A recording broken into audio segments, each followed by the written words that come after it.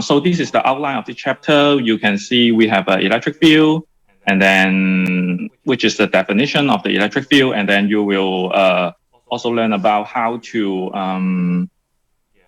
calculate the electric field generated by different structure like charged particle, dipole, line of charge, whatsoever. And then finally, we'll talk about the dipole in the electric field.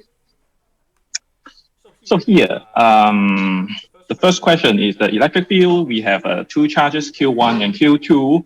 So in the last chapter, we already know that there will be electrostatic force, which is known as the Coulomb's force, acting on the Q1 and Q2, depending on the polarity of the charges.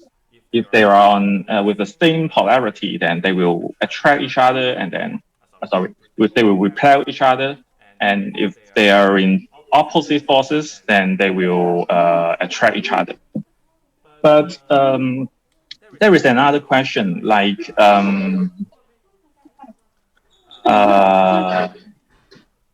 so how will Q1 know the existence of Q2? Because actually Q1 and Q2 doesn't really touch each other, but they will repelling or either attracting or repelling each other.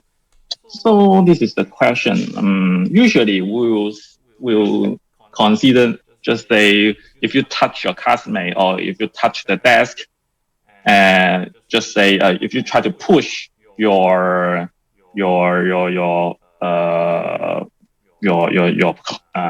just to push a book away from you, then you really need to touch the book, and then you give some force to the book, and then the book will fly away. But here, the charge Q1 and Q2 doesn't really touch each other, but there will be a force repelling each other, similar to the gravitational force. The gravitational force is always the attracting force, but the point is the two objects doesn't really touch each other, just like the Earth are attracting you.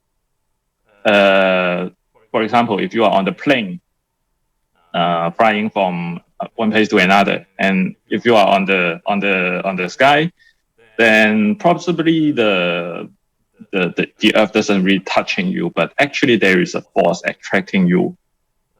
Just let you not leave the Earth. So how does particle 1 know the presence of particle 2? That is, since the particle do not touch, how the particle 2 push on particle 1, and can there be such an action at a distance? So the physician tried to explain this phenomenon using the concept of field. So which means that suppose Q2 is a charge, no matter positive charge or negative charge. Actually, for the existence of a charge, then it will generate a field in the whole space. So particle 2 sets up an electric field at all points in the surrounding space, even if the space is vacuum. So no matter whether there is air or not. So if we place particle 1 at any point in that space, the particle 1 knows the presence of particle 2 by the electric field set up by particle 2, not knowing Q2 is there, so I should be repelling by that. But the fact is, Q2 sets up an electric field, and then Q1 sends the field. So just like set up a field somehow like that. Okay, and Q1 at this point sends the electric field at this point. And then and you know later on the electric field at this point should be pointing to this side. This is generated by Q2 at this point, and Q1 sends this E2, and Q1 know itself is a positive charge, so there should be a force acting on the same direction. If Q1 is a negative charge, the it should know that the force acting on it should be acting on the opposite direction, something like that. So thus, particle 2 push on particle 1 not by touching it, as you know, would push on a coffee mug by making contact. Just what I mentioned, not by touching it, Instead, particle 2 pushes by means of an electric field it has set up.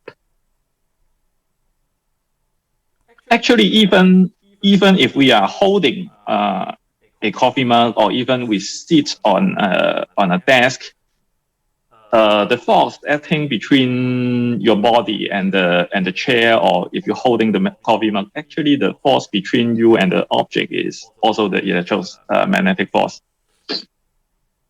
But it is out of the scope here. So let's continue. So they have tried to introduce the concept of field. In Chinese, it's called 场. So the electric field is defined at any point in terms of the electrostatic force F that would be exerted on a positive charge Q0 placed there. So so this is the definition of the E field. E field is nothing but F, which is the electrostatic force, divided by Q0. So we want to know the electric field generated by these blue charges, these big blue charges, and so it will generate electric field over the whole space. And as much as we want to know the field, we try to put a small charge called the test charge Q0 in the space, or in any point of the space. Q charge, suppose we put it here. And of course, this is a positive charge, this is a negative charge. They will attract each other. So this is the force. And then Q0 is a positive charge. So F points to this direction. And then we define the E field generated by this blue charge to be F, which is this direction, divided by Q0. So as much as this is a positive charge, so E will also point to the same direction. So, and this is pretty much the definition of the E field. So the SI unit for the electric field is Newton per Coulomb, because the SI unit for the force is Newton. The SI unit for the charge is Coulomb. So SI unit for the electric field is N over C. And in later chapter, you will also know that another SI unit for the E field can also be volt per meter. Volt per meter is also the correct answer for the SI unit for the E field. Okay, so here we also introduce another concept called the electric field lines. So it's just some visualization of the E field. You don't necessarily need to know how we can draw it out, because it is, for some specific structure, you will simply know, just say if it is only a single charge, you will know the electric field line is always pointing to or pointing outwards from the charge. And if it is a uniform plane, then it will be some parallel line. You will possibly learn it in this chapter and also in the next chapter about the Gauss law. So far, it only introduced the concept. You don't necessarily need to know why it will look like that. But so the concept here is to help us to visualize 图像化 the direction and magnitude of the electric fields. So the electric field vector at any point is tangent to the field line through that point. So let's say for this figure, we have a negative charge here.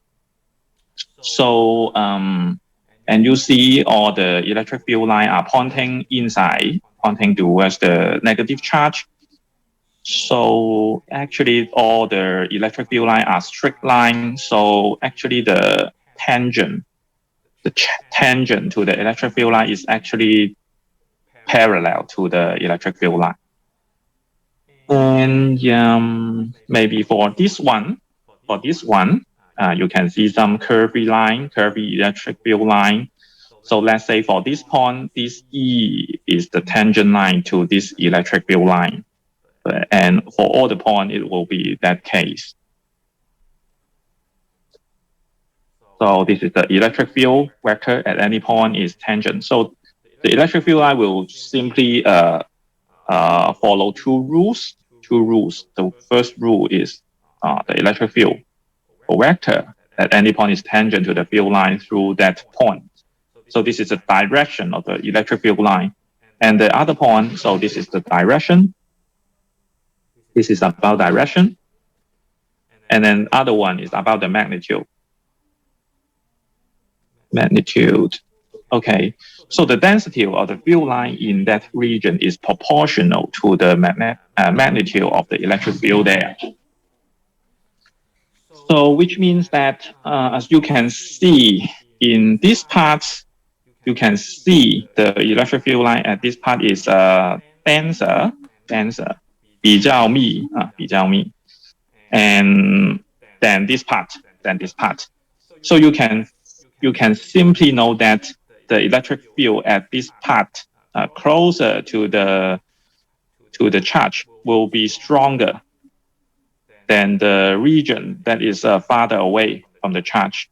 And of course, due to the Coulomb's law, you know that the force should be K times Q1, Q2 over R squared. So this force is inversely proportional to the square of the distance. So you can also imagine the electric field is simply like that. So this is the visualization of the electric field of the magnitude and direction. So and for this case, all the lines are parallel, which means that you can find all the region with the same density of the electric field line, which means this structure will generate uniform E field over the space. So hard to imagine, but yeah, you will know how to derive it later on. So this is simply the introduction of the concept about the electric field lines. And here is a characteristic for the electric field line. It says electric field line extend away from positive charge, which means it starts from the positive charge, something like this, pointing outwards, where they originate, which means it starts from the positive charge and towards negative charge. In this figure, there is no negative charge, so it will end at the infinity far away. And for this one, you can see this is positive. This is negative charge. So the electric field line will end at the negative charge, and there's no positive charge there. So which means that the electric field line will start from infinitely far away. And for this one, this is a positive charge plane. So the electric field line also start from the plane, from this one to the left on the left hand side, and then from this plane to the right for the right hand side. So this is pretty much it. Okay, so this is so important. So let's see.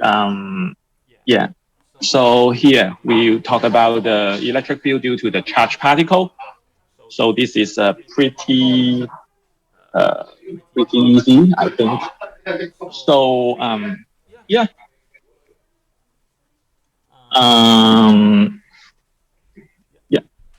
So here the magnitude of the electric field set up by a particle with charge Q at distance r from the particle is this one. So yeah, so this is nothing special because we know that the Coulomb's force is nothing but 1 over 4 pi epsilon naught times Q times Q0 over R square. So this is the Q. We want to know the electric field generated by this charge. So we try to put a Q0 somewhere over the space. And then we know that the distance between them will be R. And then this is a positive test charge. So the Coulomb force will be like this. And then the electric field is defined as F over Q0. So Q0 and this Q0 will cancel each other. So this E will be nothing but 1 over 4 pi epsilon naught times Q over R square. So electric field vector set up by the positive charge particle all point directly away from the particles, and those set up by negative charge particle all point directly toward the particle. Because if you really need to write it in vector notation, suppose this is a vector and we have our hat. So in the previous chapter, we already know that suppose for this point, our hat points to this direction, and for the point here, our hat will point to this direction.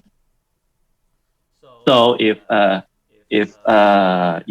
so which means that if Q is a positive charge, which means that the electric field will have the same direction as the R hat. And if Q is a negative charge, then E should have an opposite direction with the R hat.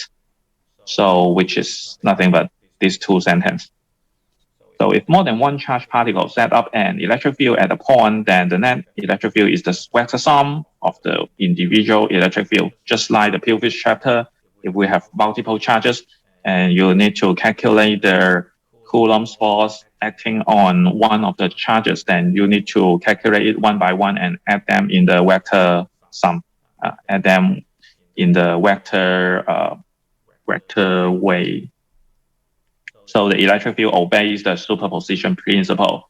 So you can only calculate one by one and add them together.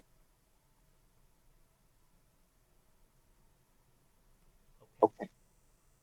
So yeah. Okay. Okay, so this one, is not available anymore because it is a JavaScript. So I can ignore it now. Okay, so here is a sample problem. Here we have figure A. We have Q1, Q2, and Q3. So 3 particles with charge Q1 and Q2 with plus 2Q and minus 2Q. Plus 2Q and minus 2Q. And Q3 equals minus 4Q, each with a distance d to the origin. So what net electric field is produced at the origin? So this is not difficult. But a little bit annoying because you need to calculate 3 vectors and then you add them together. So let's do it one by one. So for E1, which is generated by Q1. So Q1 is 2Q plus 2Q. And of course, we assume that Q is a positive charge value. So E1 should point to this direction. Let's say this direction is R1 hat. So E1 will be K times Q1 over D square and then times R1 hat. Okay, so this is easy. And then for the next one, we try to calculate the E field generated by Q2. So for Q2, Q2 is a negative charge minus 2Q. So we will expect E2 will point to also the R1 direction, R1 head direction. And actually the E2 should be K times Q2. We can take the absolute value. We only need to consider the magnitude because we can determine the direction in another way. So we have a Q2, absolute value of Q2 over D square, and then also R1 hat. So here for E1, we have K times 2Q over D square R1 hat. And then for E2, it is K times 2Q over D square R1 hat. And they are actually in the same direction, so we can simply add them together with the magnitude. Okay, for the next one is E3 generated by Q3. Q3 is a negative 4Q. And as much as it's a negative value, so we can expect that E3 points to this direction. And we can also assume R2 had to be in this direction. So E3 will be K times absolute value of Q3 over D square times R2 hat. And which is nothing but K times 4Q over D square R2 hat. So the total E field acting on the original point will be E equals to E1 plus E2 plus E3. So this one adding with this one is K times 4Q over D square R1 hat plus this one, which is a K times 4Q D square times R2 hat. So the point is how do we calculate R1 hat plus R2 hat, because we can simply factor out K times 4Q over D square, and then we left with R1 hat plus R2 hat. So actually they are two unit vector pointing in this direction and this direction. So this angle is 30 degrees as shown on the graph, which means that we can decompose it over the x-axis and also the y-axis. So for the x-axis, they are superimposed together, but for the y-axis, they will cancel each other. So we don't really need to calculate the y component for R1 hat plus R2 hat. We only need to calculate the x-axis component, which is nothing but K times 4Q D square, and then 2 times, this one should be cosine 30 degrees, and then times the x-axis unit vector, which is I hat. So cosine 30 degrees is a square root of 3 over 2. So the final answer will be this 2 and this 2 will cancel each other. And then the final answer will be 4 square root of 3 KQ over D square.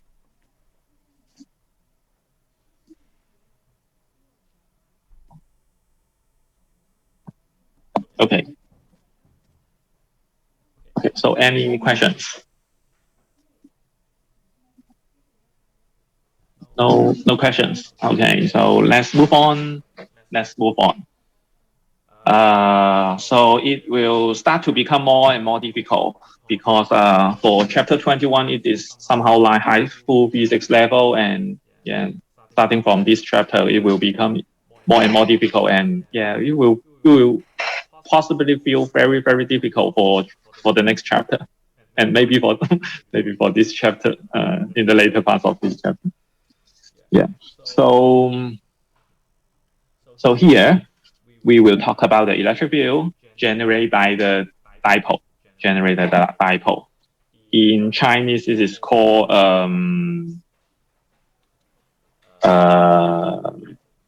偶极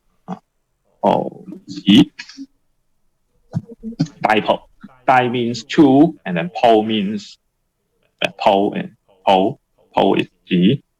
So dipole is OG. So this is the definition of the electric dipole. It means that an electric dipole consists of two particles with charge of equal magnitude Q, but opposite signs, separated by a small distance d. So we have a positive charge here and a negative charge here. So with the same amount of charge, same magnitude, but opposite signs. They are kept in a very small distance called d. So you may ask why it can exist, why they will not attract each other and collapse to be electrically neutral. So you can simply imagine, you know the chemistry formula of the water will be H2O. So H2O, if you draw it like this, will be something like H with a single covalence bond, and then with some outer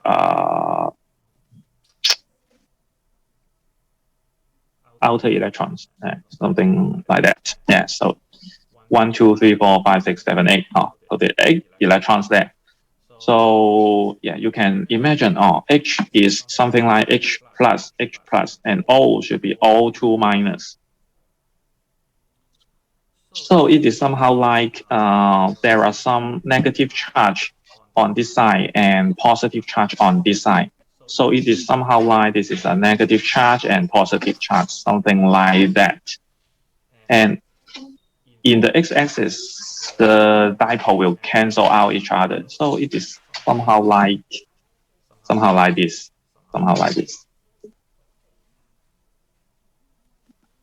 Okay, so here is the mathematical definition for the dipole moment.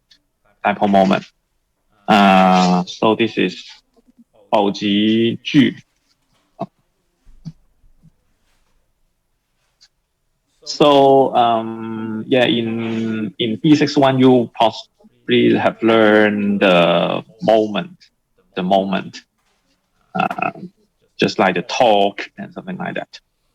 So here is the dipole moment, and it is defined as So the dipole moment is actually a vector.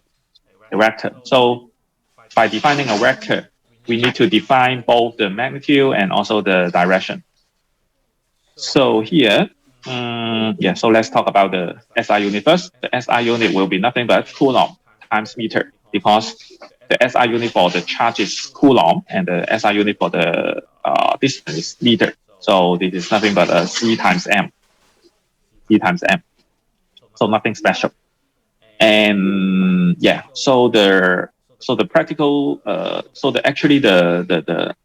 definition for the dipole moment is Q times D vector, So Q is the charge, you have already learned it, and D is the distance vector. So distance vector is defined as, of course, it is also a vector. So the distance is from the negative charge to the positive charge, and the magnitude is the distance between the two charges. So this is the definition of the distance vector. So this is the definition of the distance vector from the negative charge to the positive charge, and the magnitude as and the distance as the magnitude. So the dipole moment is nothing but Q is a scalar. We consider only the positive charge, which means this is plus Q, this is negative Q.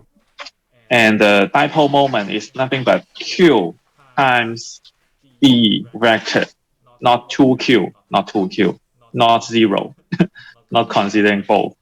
Only consider Q times D vector. So this is the dipole moment. So this is just a definition. You don't, oh, what is going on here? So now we will try to consider the magnitude of the electric field set up by an electric dipole at a distance point on the dipole axis. The dipole axis means we try to connect these two charges with a line, and then we try to extend it. So this is called the z-axis. Z-axis here. This is the z-axis. And then the direction of the z-axis is from the negative to the positive charge. So this is the direction of the z-axis. Okay, so here we only consider the E field generated by this dipole on this axis only, because on the other point we cannot get a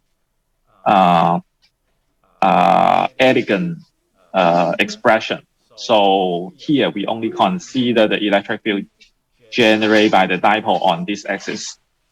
If you really need to know the electric field at other point, possibly you need to calculate it one by one, or maybe you can just input the formula in a computer program, then you can calculate the E field on the whole space. It will be something like this, something like, and not actually like this, because it is a two positive charge, but it should be somehow like this. Somehow like this, positive, negative. And then, yeah, somehow like an apple shape. Yeah, should be somehow like this. So for on this is the z-axis. This is the z-axis, and then you can see the electric field line somehow like this. Okay. So here we only calculate the E field on this z-axis, which will be looking like this form. Let me show you how to derive it. So yeah, we have two charges here, so we need to calculate two electric field independently, and then we add them together, and this is pretty much it. So yeah, so considering a point on the positive z-axis here, so the distance between the center point of the dipole to this point is z.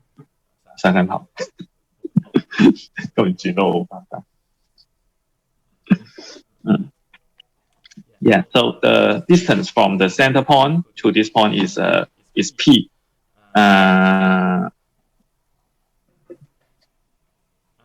Yeah. So the electric field generated by the positive charge and the negative charge is known as E plus and E minus.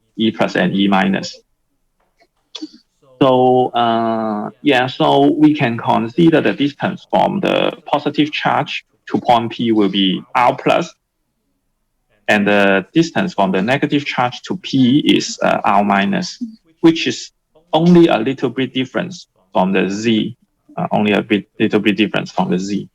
And also we know that the distance between the two charges is small d, so we can simply know that this part is d over 2. This part is also d over 2. So we can simply know that this part is z, this is d over 2, this is R plus. So we know R plus should be z minus d over 2. And for R minus, this is z, this is d over 2.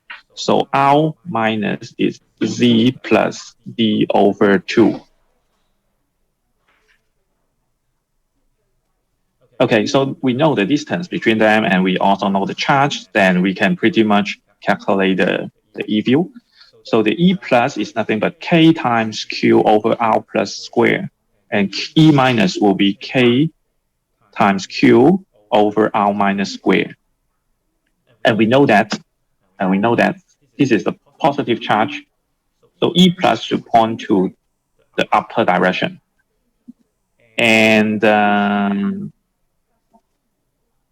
And for the E minus, this is a negative charge. So for point P, E minus should be pointing downward. So we have a plus sign here and a negative sign here. Okay, so we can just factor out K and Q, and we left with R plus 1 over R plus square minus 1 over R minus square.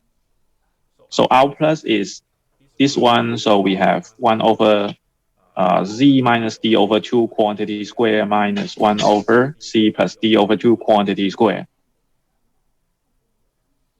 And we can actually factor out Z square because Z minus D over 2 square is nothing but C square times 1 minus D over 2 Z square, something like this, because we have a square here. So when we factor out Z, then we have a C square here. So you can see we have C square here, and then we have 1 minus D over 2Z. And likewise, we have 1 plus D over 2Z here. So this is nothing special, only some algebraic calculation, and we can just subtract them, subtract these two terms. So we can have the common denominator will be this term multiplied by this term. And then we can expand this square out. So this is A minus B quantity square will be A square minus 2AB plus B square. And then this one is, so we have for the numerator, we will have 1 plus D over 2Z quantity square minus 1 minus D over 2Z quantity square. So this is A square plus 2AB plus B square. This is A square minus 2AB plus B square. So when we subtract this term by this term, then we will only have 4AB, which means 4 times 1 times D over 2Z, which is nothing but 2D over Z. So we have 2D over Z here. And finally, we can simply group this Z with this C square to be Z cube here. And also we have another assumption to be C to be much larger than D, C to be much larger than D, so that Z much larger than D, which means that D over 2Z will tend to 0, or D, this means that D over 2Z is much smaller than 1, which means that 1 minus this term or 1 plus this term is nothing but 1 times 1 square, 1 times 1 square. So this term vanish to be nothing but 1, and then we have a 2D KQ here, and then C cube in the denominator. So, and in the previous slides, we also already introduced the definition of the dipole, which is P equals QD, or in the scalar form, which is nothing but P equals QD. So we can simply rewrite QD as P. So we can see the expression to be something like this. And finally, write it as a vector form. So E field generated by the dipole on the z-axis will be K times 2QD over C cube. And of course, D is a vector, so we can just write out like this. And or you can write it as a 1 over 4 pi epsilon naught 2P over C cube. So you may ask why don't we cancel this 2 and this 4? Because this whole term usually occurs together.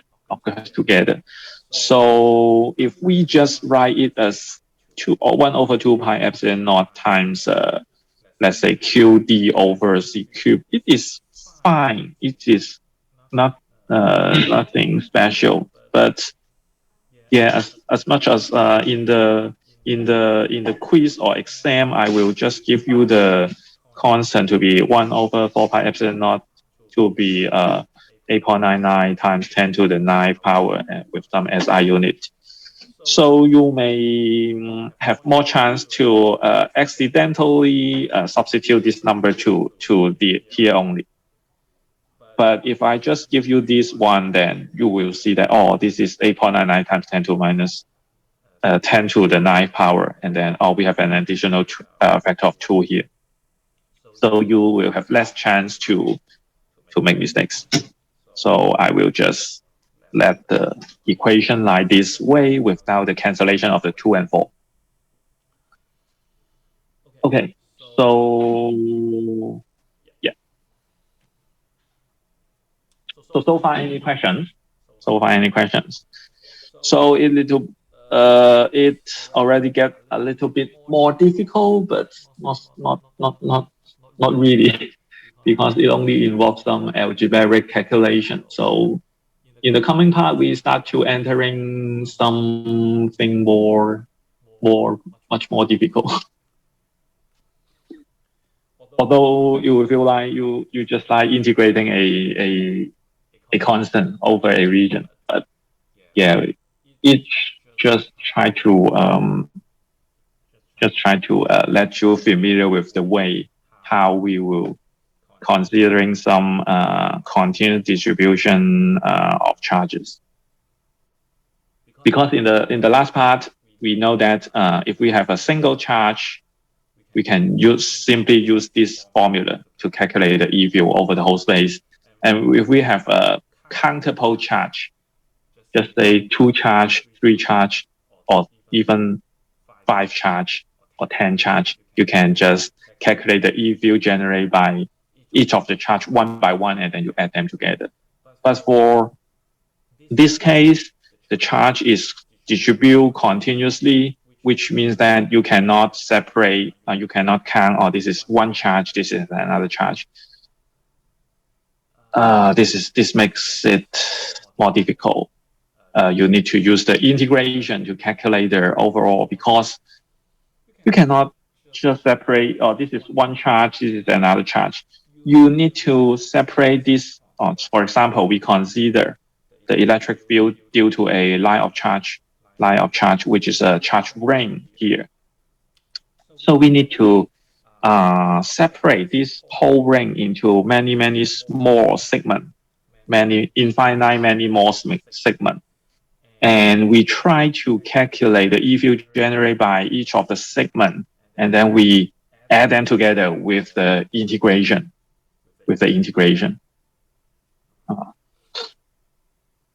Okay, so to find the electric field of an extended object at a point, we first consider the electric field set up by a charge element, Q dq.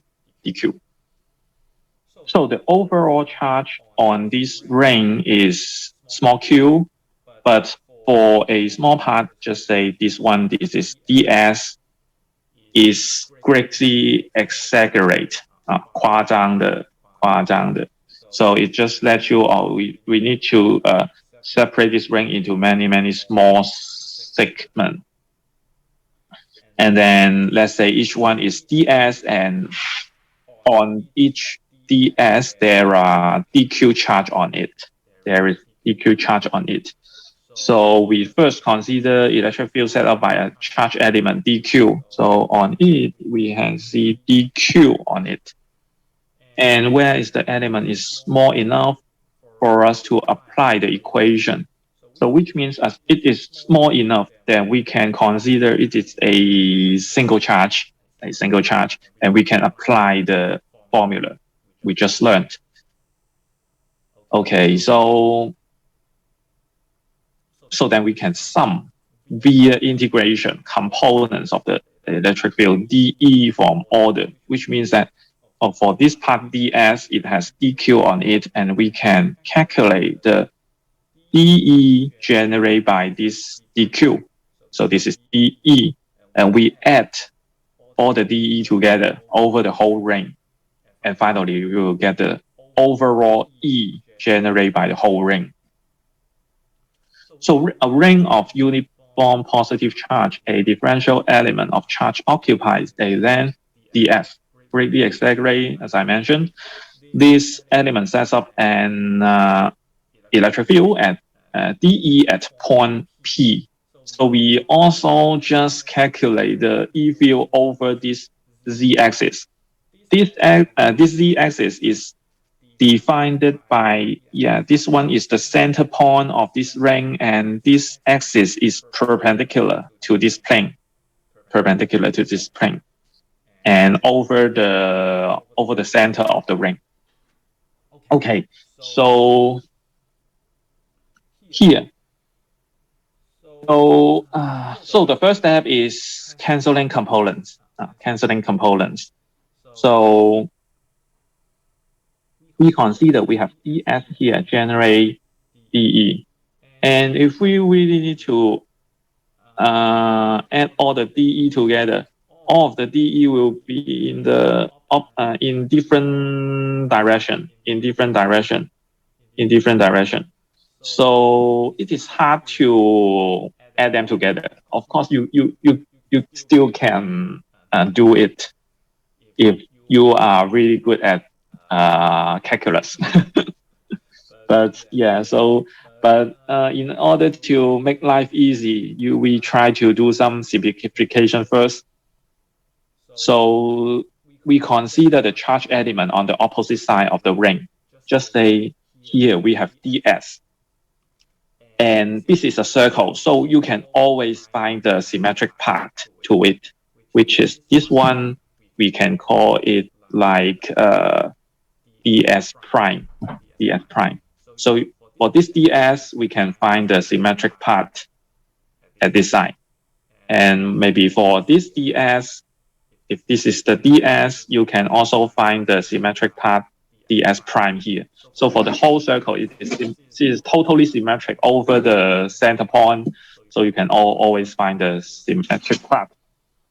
So here, let's consider this ds and ds prime. So for this ds, it generate dE pointing to this direction. This is theta. And for this ds prime, it generates the E field pointing to this side. I do not draw it very accurate. This should be something like that. Yeah, something like that. And here it shows the cross section. You just consider we try to cut it. Yeah, with this cross section. So you can see that for this point, this dE points to this direction, and other dE generated by ds prime should point to this direction. And as much as they are symmetric, which means that they are on the same plane as the z-axis, and as much as the charge are uniform distribute, which means that dq and dq prime are actually the same. And also the distance from ds to this point P are also the same, which means both vectors should have the same magnitude. And this angle should also be the same. This angle theta should also be the same. So we try to decompose this dE on the z-axis, and let's say this is a x-axis or y-axis. It depends on how you call it. It doesn't really matter. So as much as we try to decompose it over the z-axis and the other xy plane, so we can see that the z-axis component will add together, but for the xy plane component, they will just cancel each other. So that we don't really need to consider the component on the xy axis. We only need to consider the component on the z-axis, and which is nothing but dE cosine theta, because this angle this angle, we define it as theta. So this one is nothing but dE cosine theta. And as much as we add them together, so it will be totally 2dE cosine theta. Or maybe we can consider 1dE cosine theta. So let's see, how do we consider dE cosine theta for this ds? So for cosine theta, this the distance between the ring and this point P is z, and of course we need to calculate the distance from ds to P will be r. Actually, this is what we consider the distance, because the electric field should be related to r, should be proportional to 1 over r squared. And the of the radius of the ring will be capital R. So by Peppercorn Theorem, we know that R will be square root of capital R squared plus Z squared. Okay, so cosine theta, so actually we need to know cosine theta. So this is theta. Cosine theta will be nothing but Z over R. So small r will be this term. So we just put it here. And for the square root, we can simply write it as the half power. Okay, so dE cosine theta is nothing but dE. So we now consider dE. What is dE? dE will be K times dQ. dE will be K times dQ over R squared. So we need to consider dE and also cosine theta. Cosine theta is already this one, and now we need to consider dE. So dE is K times dQ R squared. And here we also introduce another variable called the linear charge density. So linear charge density means the linear charge density, which means that the overall charge on the ring is Q. The overall charge is Q, and it is equally distributed on the ring. So this lambda will be Q over the circumference of the circle, which is 2 pi r, 2 pi capital R. So this is the circumference of the circle, and this is the charge. So this is the linear charge density. So here, dQ, we can write it as lambda times ds, because this is the linear charge density, and this length is small ds. So lambda times ds is dq.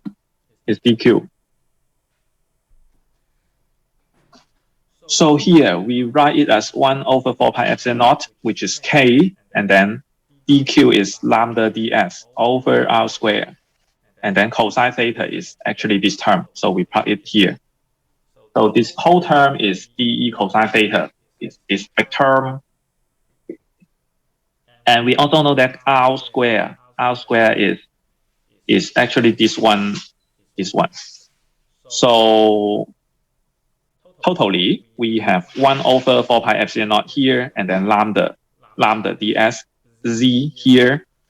And then when we group these two terms together, it will become z squared plus r squared quantity to the 3 over 2 power.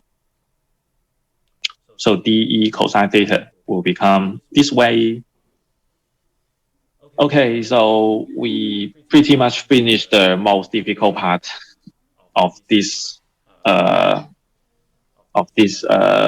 of this section. Okay, so the remaining stuff is to integrate dE over the whole circle, over the whole ring. So an integral that moves along the ring is set up from element to element, from a starting point called s equals 0 to s equals 2 pi, because you can simply imagine the axis is like a circle from 0 to 2 pi r, because the total circumference for the circle is 2 pi r. So we have dE cosine theta here, and then we just substitute dE cosine theta by this big term, to be here. So we should integrate this L from 0 to 2 pi r, because this is ds. This is ds.